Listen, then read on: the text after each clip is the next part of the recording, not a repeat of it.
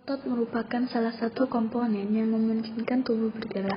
Otot memiliki banyak bagian seperti motor neuron, sinaptik vesikel, sinaptik cleft, sarkomer, terminal cisternae, dan masih banyak lagi yang membantu terjadinya gerak pada otot. Kontraksi atau gerak pada otot rangka terjadi apabila ada stimulus dari motor neuron.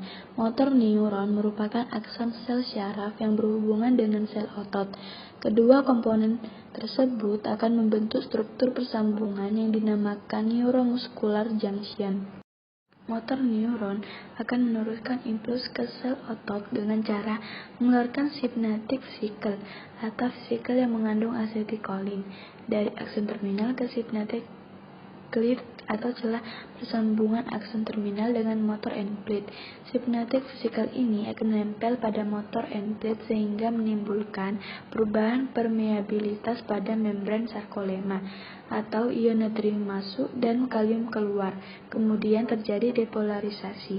Adanya perubahan tersebut membuat terminal cisternae mengeluarkan kalsium yang selanjutnya berperan dalam pergeseran tin and thick filamen sehingga menimbulkan suatu gerakan atau kontraksi pemendekan sarkomer. Otot dikatakan bergerak atau melakukan fungsinya apabila terjadi kontraksi atau pemendekan sarkomer. Filamen adalah unit terkecil dari otot yang terdiri dari tin dan thick filamen. Tin filamen merupakan serabut penyusun otot yang terdiri dari protein aktin, troponin, dan tropomyosin. Sedangkan thick filamen terdiri dari protein myosin. Pertama, protein aktin. Protein aktin merupakan protein berbentuk rantai ganda atau double helical chain yang memiliki struktur yang dinamakan binding site sebagai tempat melekatnya protein myosin saat terjadi pergeseran atau pergerakan. Kedua, troponin adalah 3 molekul kompleks yang menjadi satu kesatuan. Troponin merupakan tempat melekatnya kalsium.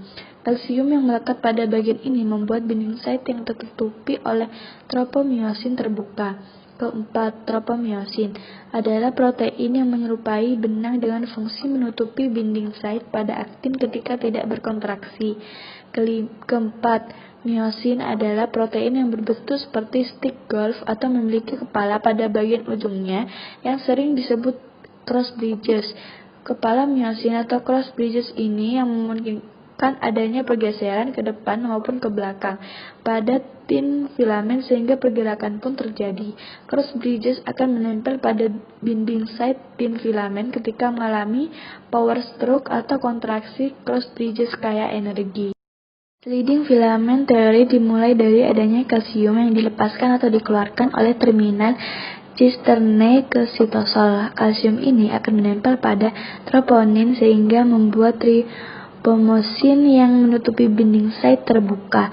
Cross bridges kaya ATP terhidrolisis atau ADP akan mengalami power stroke sehingga myosin akan menempel pada binding site dan melakukan geraknya atau pergeseran tin filamen. Adanya ATP atau adenosine triphosphate yang menempel pada cross bridges at power stroke akan melepas atau memutuskan ikatan antara cross bridges dengan binding site sehingga myosin kembali ke tempat semula. Kalsium yang menempel pun ikut terlepas sehingga binding site tin filamen tertutup kembali oleh tropomyosin dan kalsium kembali ke sarkoplasmik retikulum. Dengan demikian pergerakan atau pergeseran tidak terjadi lagi.